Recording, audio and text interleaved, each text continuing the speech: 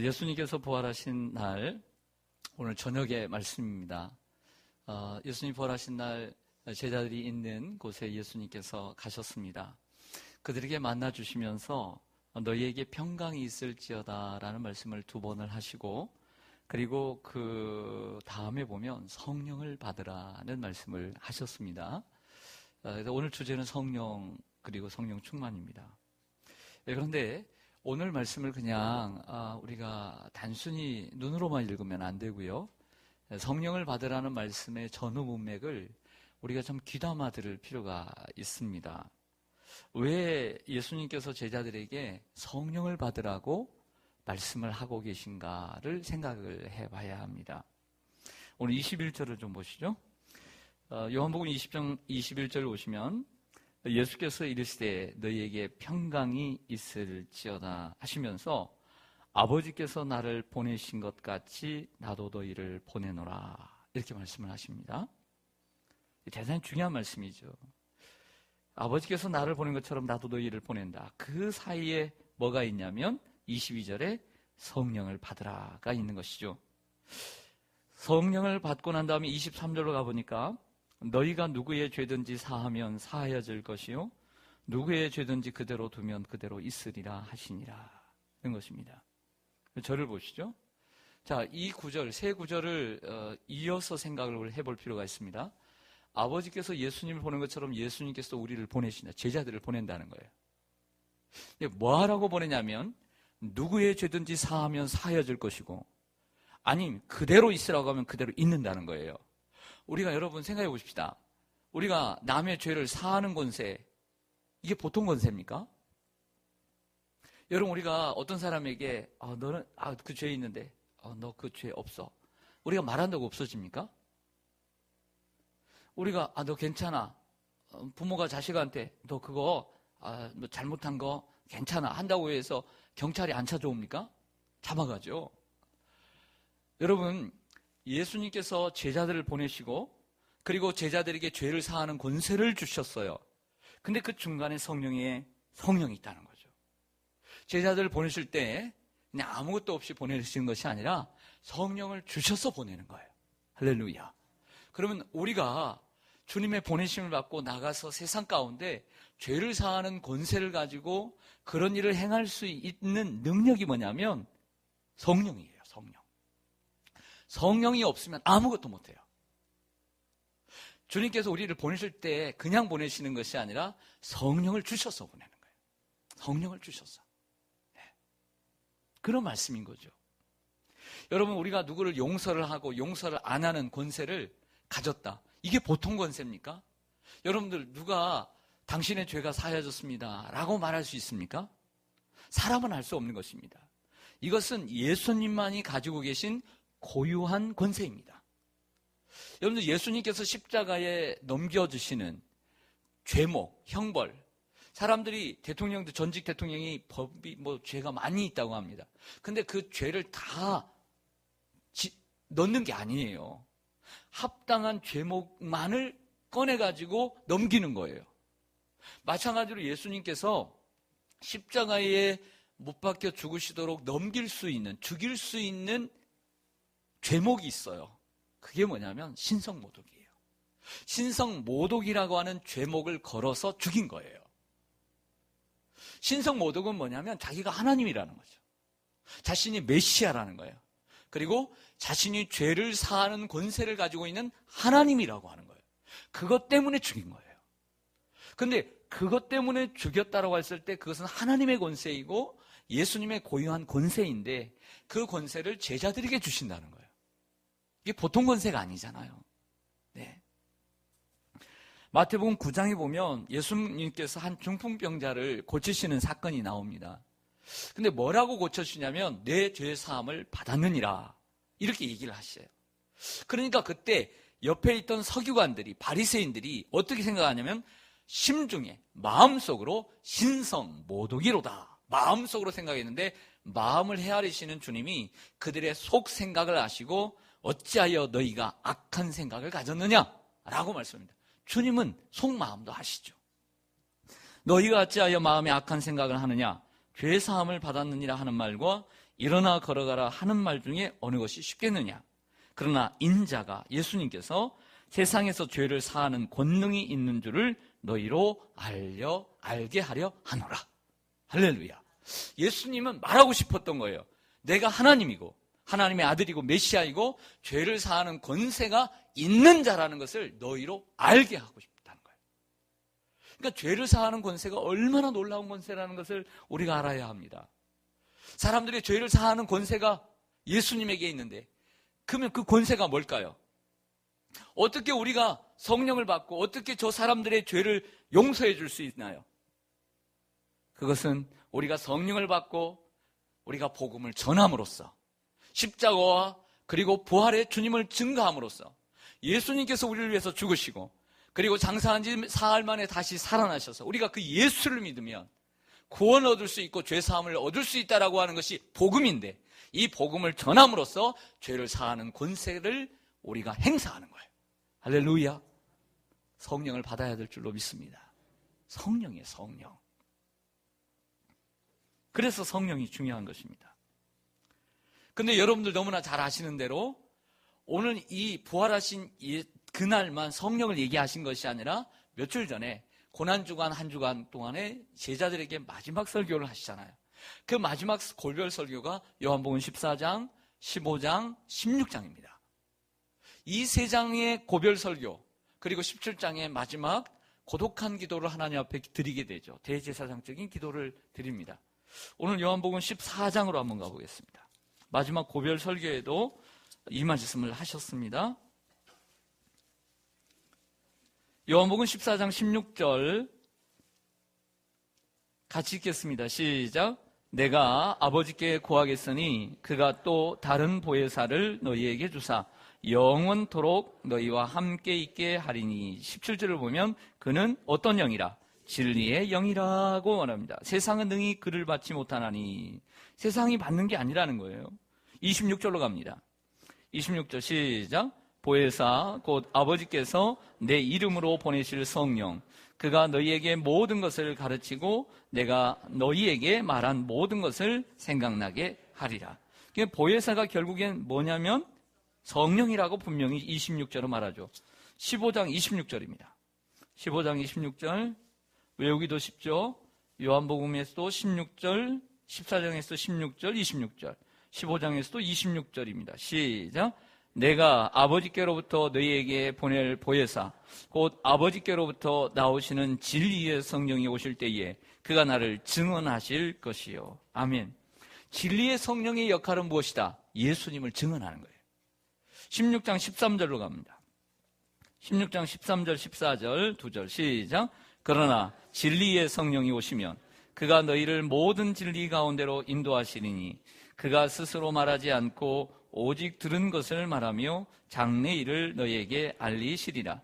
그가 내 영광을 나타내리니 내 것을 가지고 너희에게 알리시겠습니다. 아멘. 놀라운 것은 마지막 고별 설교의 한 장마다 중요한 핵심은 성령이라는 거죠. 성령을 보내주시겠다는 거예요. 그 성령은 진리의 성령이고 그 진리의 역할은 우리에게 생각나게 하고 가르쳐 주시는데 결국에는 예수님의 복음의 진리를 나타내는 거예요. 예수님을 드러내고 예수님을 영화롭게 하는 거예요. 예수님을 영화롭게 하는데 성령을 주실 것이라고 말씀을 하고 있다는 거죠. 며칠 전에 성령을 말씀하신 예수님께서 부활하신 그 부활절날 저녁에 다시 한번 제자들에게 성령을 받으라고 말씀하고 있는 것을 보게 됩니다. 그뿐만이 아닙니다.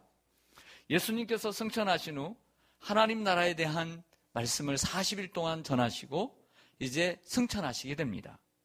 분명히 그 안에도 성령을 얘기했을 것입니다. 승천하신 날, 그 승천하시기 직전에 사도행전 1장을 보면요. 사도행전 1장 한번 넘어가 보겠습니다. 사도행전 1장으로 오늘 가벼우니까 가까우니까 사도행전 1장 6절 그들이 모였을 때 예수께 여쭈어 이르되 주께서 이스라엘 나라를 회복하심이 이때니까 이렇게 묻습니다. 그러자 7절에 이르시되 때와 시기는 아버지께서 자기의 권한에 두셨으니 너희가 알 바 아니요. 같이 읽습니다. 오직 성령이 너희에게 임하시면 너희가 권능을 받고 예루살렘과 온 유대와 사마리아와 땅끝까지 이르러 내 증인이 되리라 하시니라. 아멘.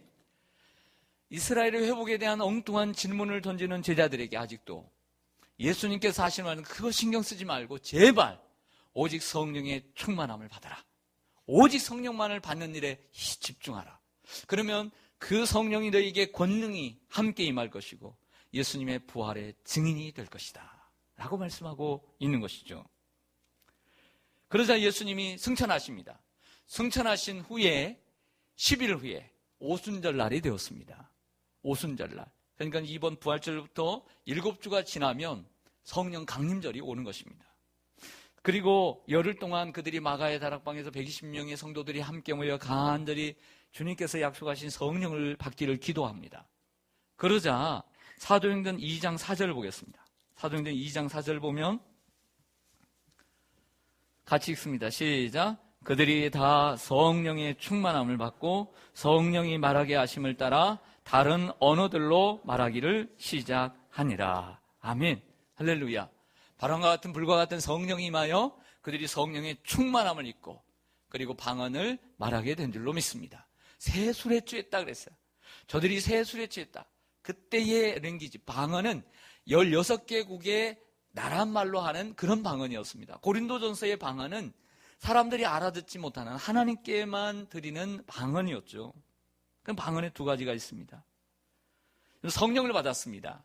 성령을 받은 제자들이 달라졌고 그리고 그들 앞에 베드로가 설교하기 시작합니다. 성령 충만한 베드로의 설교를 들은 그들이 남자만 5,000명이 회개를 합니다. 가슴을 치며 우리가 어찌할꼬 마음에 찔려서 그들이 얘기할 때 사도행전 2장 38절에 보면 베드로가 이르되 너희가 회개하여 각각 예수 그리스도 이름으로 세례를 받고 죄사함을 받으라. 그리하면 성령의 선물을 받으리라. 할렐루야. 성령의 선물을 받는 방법은 예수 그리스도의 복음을 듣고 십자가와 구원의 메시지, 그 결국에 내가 예수 그리스도를 죽였고 내가 예수 그리스도 때문에 나의 죄 때문에 예수님이 십자가에 죽으셨고 그렇기 때문에 그 사실을 믿고 내가 회개하고 그리고 예수 그리스도를 믿고 세례를 받으면 성령이 우리 가운데 임하는 줄로 믿습니다. 저는 여러분들이 성령을 선물로 다 받은 분들이라고 믿습니다. 적어도 이 시간에 나온 분들은 성령을 선물로 받은 분들이죠. 그런데 우리가 여기서 한 가지 우리가 이렇게 공부하고 넘어가야 될 것이 있습니다. 그것은 성령 세례와 성령 충만입니다. 성령 세례와 성령 충만입니다. 성령 세례는 무엇이고 성령 충만은 무엇인가? 많은 논의들, 많은 어떤 이론들이 있지만 성경을 따라서 가보면 명쾌하게 답이 나온다고 생각합니다. 사도행전 1장 5절을 보면 이런 말씀을 합니다. 한번 보시죠. 사도행전 1장 5절. 예수님께서 승천하신 후에 그리고 제자들에게 부활하신 후에 승천하시기 전에 부활의 몸을 입고 이런 말씀을 하십니다.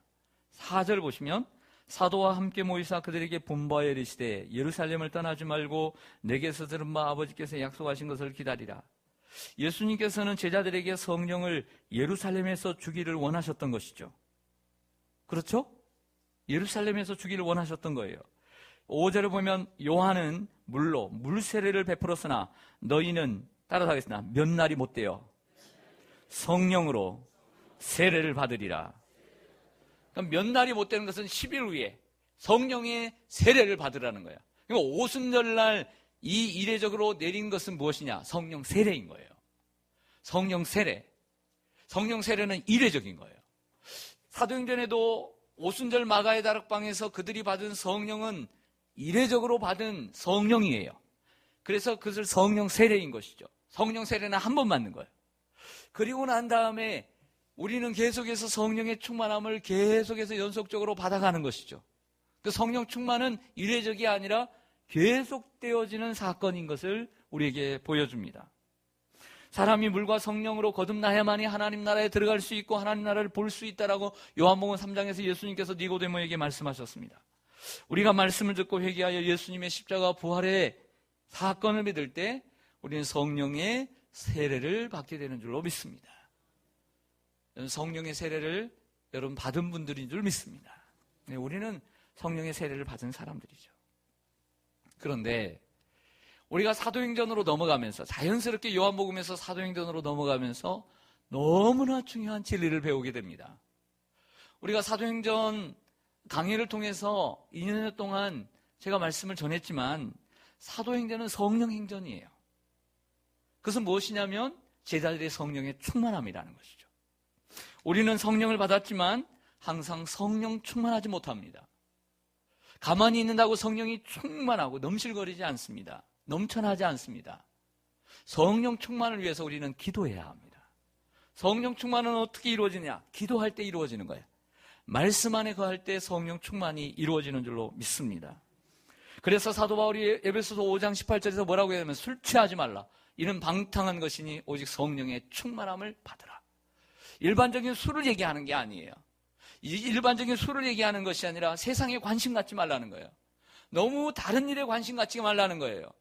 오직 성령의 충만함을 받는 일에 힘쓰라는 거예요. 할렐루야.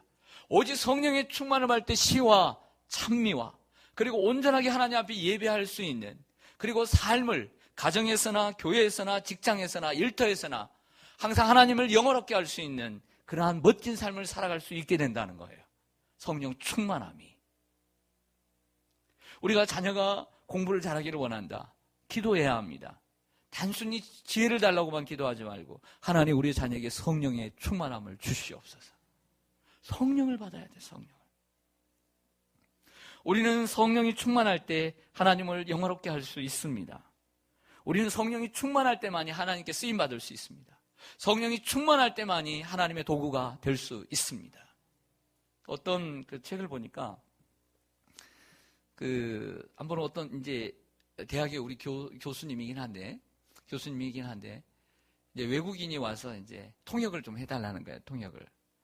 근데 자기가 이제 뭐 영어를 한 지도 오래됐고 그래서 괜히 통역하다가 잘못하면 얼마나 그게 대학 교수가 창피해요.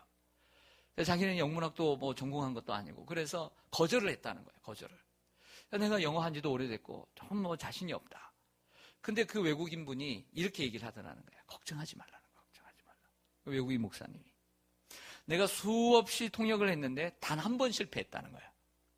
단 한 번 실패하고 모든 통역이 성공적이었다는 거예요. 근데 그 단 한 번의 실패가 무엇이었느냐? 영문학 박사였다는 거예요. 영문학 박사.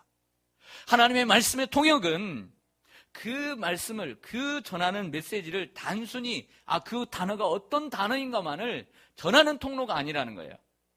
간절히 하나님 앞에 구하고 겸손하게 하나님 앞에 섰을 때 성령의 충만함을 좀 우둔할지라도 성령이 역사할 때 그 통역이 온전히 이루어진다는 것이죠. 교회를 오래 다닌다고 박박사라고 그래서 아이들을 감동시키는 게 아니에요.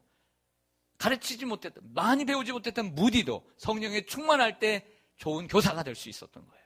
할렐루야. 여러분, 많이 배운 사람이 얼마나 많이 감동시킵니까? 솔직히. 얼마나 가진 사람이 얼마나 사람들을 감동시켰습니까? 더 실망시키지. 도리어 겸손하고 하나님의 은혜를 구하고 성령 충만한 사람들을 변화시키죠. 하나님의 도구가 되죠. 할렐루야. 사도행전 4장 8절에 보면 이에 베드로가 성령이 충만하여 이르되 백성의 관리들과 장로들아 이렇게 얘기합니다. 감옥에 하룻밤 갇혔던 베드로가 산헤드린 공회에서 그 사람들 앞에서 대제사장과 많은 사람들 앞에서 성령이 충만하여 담대하게 복음을 전하는 모습을 보게 됩니다. 오직 예수 외에는 구원받을 사람이 없다고 얘기합니다. 그런데 한번 생각해 보죠. 그 베드로가 어떤 베드로입니까? 얼마 전에 그 사람들 앞에 설 수도 없는, 아니 그 여인들 앞에서 예수님을 부인했던 그가 어떻게 이렇게 그 기라성 같은 사람들, 무서운 사람들 앞에서 담대히 설 수 있었습니까? 성령 충만함 때문입니다. 할렐루야. 무식했던 어부 베드로가 사도행전 2장에서 그 수많은 외국인들 앞에서 담대하게 복음을 전하고 5,000명이 회개하는 역사가 왜 일어났습니까? 성령의 충만함을 받았기 때문에. 그 무식한 베드로가, 여러분, 성령 충만할 때 하나님이 역사하시는 거예요. 사도행전 4장 31절에 오면 빌기를 다음에 모인 곳이 진동하더니 무리가 다 성령이 충만하여 담대히 하나님의 말씀을 전하니라. 성도들이 함께 그 소식을 듣고 함께 베드로와 요한이 감옥에 잡혔다는 소식을 듣고 기도하기 시작했어요. 합심해서 동성으로 소리를 높여 기도하기 시작했는데 그 땅이 진동하고 그들이 다 성령의 충만함을 받게 된 줄로 믿습니다. 간절히 기도해야 돼요. 성령의 충만함이 임하게 되는 줄로 믿습니다. 사도행전 6장 3절에 보면 교회 일꾼을 세웠습니다. 교회가 문제가 생겼습니다. 그러자 이 목회자들이 안 되겠다, 이 일을 하나님의 일꾼들을 세워서 맡겨야 되겠다 생각하고 일꾼을 세울 때 세 가지 조건입니다. 지혜와 성령이 충만하고 사람들에게 칭찬받는 사람 7을 택합니다. 성령 충만하지 않는 사람은 쓰임받을 수 없습니다. 쓰임받아도 잘못 쓰임받을 수밖에 없다. 쓰임받아도 잘못 쓰일 수밖에 없다. 성령 충만하지 않으면. 재직의 조건은 성령 충만한 거예요. 지혜 충만한 것이고, 그리고 사람들에게 칭찬을 받아야 돼요. 사람들에게도 칭찬받지 못하고 목회자들에게도 인정받지 못하고 어떻게 하나님께 인정받을 수가 있습니까? 사도행전 7장을 보면 스데반 집사가 지혜와 성령이 충만하여 말함에 능히 당한 한 자가 없었다고 얘기합니다. 그러자 공회가 스데반을 잡아와 거짓 증인들을 돈 주고 매수를 해서 세워놓고 신문을 하기 시작합니다. 그때 스데반은 대답을 하면서 마지막 설교를 합니다. 그 마지막 설교가 될지 누가 알았겠습니까? 스데반의 그 장문의 설교를 보면 감탄 또 감탄입니다. 입이 벌려집니다. 입이 쫙 벌려집니다. 어떻게 이런 집사가 이런 설교를 할 수 있을까? 성경에 정통할 수 있을까? 사도행전 7장 55절에 스데반이 성령이 충만하여 하늘을 우러러 주목하여 하나님의 영광과 및 예수께서 하나님 우편에 계신 것을 보고, 마지막에 그가 성령이 충만하여 하늘을 보게 되고 그 하나님과 하나님 보좌 우편에 예수 그리스도를 보게 된 줄로 믿습니다. 그 성령이 충만한 가운데 순교하게 됩니다. 사도행전 8장에 빌립 집사가 하나님께 어떻게 해서 그 황무지와 같은 사마리아 사람들이 정말 개취급하는, 일반적으로 정말 진짜 개취급했잖아요. 짐승 취급했잖아요. 그 사마리아 사람들을 변화시킬 수 있었습니까? 그 빌립 집사가 그 사도행전 8절에 보면 오직 성령의 인도함을 받아서, 성령의 충만함을 받아서 사마리아를 복음화시킨 줄로 믿습니다. 에티오피아 내시를 어떻게 가서 어떻게 알고 그 사람을 만날 수 있었습니까? 성령의 인도함을 받아서 달려갔습니다. 그리고 거기에 함께 올라탔습니다. 성령의 인도함을 받아 성경 이사야 53장을 열어서 성령의 인도함을 받았기 때문에 그 말씀을 읽을 수 있었던 것입니다. 성령의 충만함을 받았기 때문에 전도할 수 있었던 것입니다. 또 성령의 충만을 받아서 아스도스로 가는 것을 보게 됩니다. 여러분, 우리 홍주환 선교사를 위해서 기도하실 때 이런 기도해 주십시오. 성령의 충만함을 주시옵소서. 성령의 충만함을 주시옵소서. 사도행전을 보면 성령 충만하지 않고 하나님께 쓰임받는 사람들을 볼 수 없다는 거죠. 반대로 제가 중간에 빼먹었지만 사도행전 5장에 안타까운 사건이 있습니다. 아나니아와 삽비라 사건입니다. 이 아나니아와 삽비라가 왜 하나님 앞에 버림을 받았습니까? 성령을 속였기 때문이라고 사도행전 5장은 얘기합니다. 성령에 순종하지 못하고 성령의 충만함을 받지 못하고 성령을 속였기 때문에 그 부부가 연달아 죽어가고 있습니다. 성령 충만하지 않고는 부활이 나의 능력이 될 수가 없습니다. 예수님이 부활하셨습니다. 부활은 능력입니다. 근데 이 부활의 능력을 감당할 수 있는 것, 그것은 성령 충만입니다. 할렐루야. 성령이 충만할 때 부활은 내 것이 되는 것이고, 성령이 충만할 때 부활은 내 기쁨이 되는 것이고, 성령이 충만할 때 그것은 내 능력이 되는 것이고, 성령이 충만할 때 그것은 내 산소망이 되는 것입니다. 여러분, 좋은 기구도요, 좋은 칼도요, 나가서 싸우는 전쟁의 칼도 능력이 있어야 칼을 들 수 있는 힘이 있고, 능력이 있어야 그 칼을 휘두를 수 있는 능력이 있는 거예요. 부활의 능력을 하나님께 우리에게 다 주셨지만 아무나 쓰는 것이 아니에요. 성령이 충만한 사람들이 쓰는 거예요. 할렐루야. 성령 충만하기를 소망합니다. 성령 충만할 때 권능을 받고 부활의 증인이 될 수 있습니다. 저는 이렇게 생각합니다. 좋은 설교자 어떻게 되느냐? 성령 충만할 때 되는 것입니다.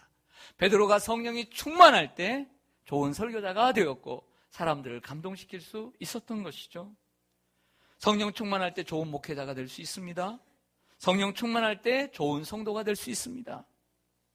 성령 충만할 때 좋은 사역자가 될 수 있습니다. 스데반처럼, 빌립처럼.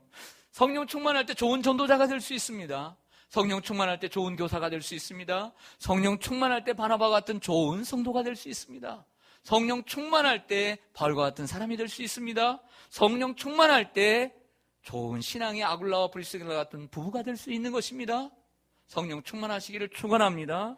아무리 많은 것을 준비해도 성령 충만하지 않으면 아무 소용이 없습니다. 우리의 신앙과 우리의 사역, 우리의 목회, 우리의 충성, 우리의 헌신, 우리의 모든 사역의 마지막 퍼즐은 성령, 성령, 성령입니다. 할렐루야. 그래서 마지막으로 성령을 위해서 기도해야 합니다. 그래서 어떤 목사님은 단에 설 때마다 이 강단에서 하나님 앞에 엎드려 기도할 때마다 마지막 기도를 한다고 합니다. 성령 충만을 주시옵소서. 성령 충만을 주시옵소서. 성령 충만을 주시옵소서. 성령 충만을 주시옵소서. 스펄전은 이렇게 기도하며 강단에 섰다고 합니다. 그러므로 무엇을 하든지 성령의 충만을 구하고 성령의 도우심을 구하기를 원합니다. 우리 젊은 세대들에게 저는 원합니다. 젊은 세대들에게 앞에서 나와서 찬양할 때 그냥 찬양하지 마십시오. 그냥 주어진 악 뽑으면서 찬양하지 마십시오. 하나님 나에게 성령의 충만함을 주시옵소서. 이 앞에서 성령의 충만을 받아 찬양하게 하여 주시옵소서. 하나님 내가 그냥 반주하지 말게 해 주시옵소서. 성령의 충만함을 주셔서 반주하게 하여 주시옵소서. 내가 성령의 충만함을 받고 드럼을 치고 기타를 치고 성령의 충만함을 받고 내가 찬양하게 하여 주시옵소서. 성령의 충만을 받고 안내하게 하여 주시옵소서. 성령의 충만을 받고 봉사하게 하여 주시옵소서. 성령의 충만함을 주시옵소서. 성령의 충만을 받고 주차 안내하고 성령의 충만을 받고 안내하고 성령의 충만을 받고 전도하고 성령 충만해야 합니다. 성령 충만하지 않으면 나서지도 마십시오. 성령 충만해야 기관을 이끌고 성령 충만해야 구역장이 되는 겁니다. 할렐루야. 성령 충만하지 않으면 내려놓든지 다시 한번 각성해서 기도해야 합니다. 성령 충만하지 않으면 어떻게 기관을 이끕니까? 성령 충만하지 않고 어떻게 구역 식구들을 이끕니까? 성령 충만해야 합니다. 성령 충만해야 합니다. 저를 위해서 기도하실 때, 기도해 줄 때 성령 충만하게 달고 기도해 주시기를 바랍니다. 어린 심령들, 아이들 앞에 설교를 합니다. 아이들을 가르칩니다. 어떻게 변화시킬 수 있습니까? 그냥 내 입 바른 말로 내가 이 정도 말하면 아이들이 오늘 감동하고 10분의 감동을 받고 떠들지 않겠지. 그렇게만 설교하지 마세요. 그 어린 심령들을 바꿀 수 있는 것은 성령의 충만함이에요. 성령을 받아야 될 줄로 믿습니다. 젊은이들 머리가 얼마나 큽니까? 세상에서 나보다 아는 것 몇 배씩이나 많습니다. 그 젊은이들을 바꿀 수 있는 건 무엇입니까? 내가 성령의 충만함을 받는 것입니다. 성령의 충만함은 기도해야 합니다. 겸손해야 합니다. 하나님 말씀을 더욱더 파고 들어야 합니다. 기도만 하고 하나님 성령 충만함을 구하면 그것은 스스로의 복음을 파가는 것입니다. 하나님 말씀 안에서 성령을 구하고 그리고 그 안에서 겸손을 구하고 하나님 앞에 전적인 것을 구해야 될 줄로 믿습니다. 성령 충만한 목사가 되기를 원하고 성령 충만한 성도가 되기를 원합니다. 그럴 때 성령 충만한 교회가 되는 것이죠. 성령 충만한 교회가 될 때 권능을 받고 부활의 증인이 되고 땅끝까지 이르는 하나님께 쓰임받는 교회가 될 줄로 믿습니다. 오늘 우리가 성령 충만하기를 원합니다. 할렐루야. 성령 충만하면 얼굴이 밝아집니다. 얼굴 펴세요. 얼굴을 펴세요. 얼굴을 펴세요. 할렐루야. 주의 일을 할 때 얼굴을 펴고 하세요. 그래서 이런 생각합니다. 저분은 성령 충만하지 못하구나.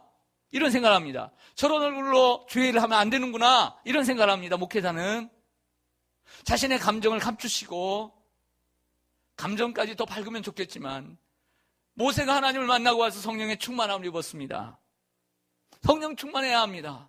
성령 충만할 때 밝은 모습으로 앞에 서고 섬길 수 있는 것입니다. 성령 충만해야 열심히 주님의 일을 합니다. 부지런하여 게으르지 말고 주님의 일을 할 수 있습니다. 게으른 사람, 정확하지 않는 사람, 대충대충 하는 사람, 성령 충만하지 못한 것입니다. 성령 충만은 부지런하여 게으르지 않는 것입니다. 예배 시간에 조는 사람, 성령 충만하지 않은 것입니다. 성령 충만하면 주님이 성령 충만하면 정확하게 4시에 깨워주십니다. 성령 충만하면 4시 반에도 깨워주십니다. 우리가 성령 충만하지 않기 때문에 안 일어나는 것입니다. 성령 충만하지 않으려고 하는 것입니다. 않으려고 하니까 성령이 역사하지 않는 것입니다. 성령 충만하면 내가 할 수 없는 것을 하게 됩니다. 우리의 환경을 능가하게 되는 것입니다. 성령 충만하면 이 초대교회 사도행전의 역사를 이어가게 되는 것입니다. 성령 충만하지 못한 사람은 늘 못한다고 안 된다고 합니다. 이런 사람들 사귀지 말아야 합니다. 많은 대화하지 말아야 합니다. 하나님의 일은 성령 충만한 사람들끼리 해야 하는 것입니다. 할렐루야. 성령 충만한 교회가 되어야 합니다. 제가 바르지 못한 말, 틀린 말 하면 따지십시오. 저는 얼마든지 받아들이겠습니다. 이 강단에서 제가 잘못되는 말, 성경에서 빗나가는 말, 잘못된 말을 하면 언제든지 말씀하십시오. 언제든지 브레이크를 거십시오. 그러면 제가 정중하게 사과하겠습니다. 제가 생각해보고.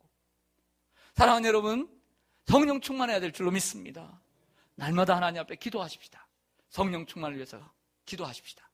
주의 일을 하러 가기 전에, 또 나가서 사업을 하기 전에, 사람들을 만나기 전에 성령의 도우심을 구하십시다. 고객을 만나기 전에 성령의 도움을 구하기를 원합니다. 우리가 신방을 가기도 성령을 구하기를 원합니다. 항상 성령의 충만함을 구해야 합니다. 자녀를 가르치다 자녀에게 말하기 전에도 성령을 구해야 합니다. 성령 충만할 때, 사도 바울이 늘 성령 충만함을 얘기하고 난 다음에 어디로 갑니까? 가정으로 갑니다. 자녀에게 갑니다. 부모의 관계로 나아갑니다. 종과 상전의 관계로 나아갑니다. 교회의 관계로 나아갑니다. 성령 충만은 교회 안에만 있는 것이 아닙니다. 성령 충만할 때 우리는 성공적인 행복한 삶을 살게 되는 것입니다. 성령 충만할 때 우리는 축복의 통로가 되는 것입니다. 할렐루야. 성령 충만한 우리가 되기를 원합니다. 하나님께서 성령을 여러분들에게 부어주시기를 원합니다. 더 멀리 가면 요엘서의 저자가 이미 이 성령을 말씀하셨고, 사도 베드로가 이 성령을 받고 할 때 이 요엘서의 말씀을 인용해서 마지막 날에 온 육체에 이 성령을 부어주리라고 약속하지 않았습니까? 성령 충만하시길 바랍니다. 그럴 때 우리는 하나님 앞에 쓰임받을 수 있고, 그리고 하나님의 사역을 아주 아름답게 감당해 갈 줄로 믿습니다. 기도하겠습니다.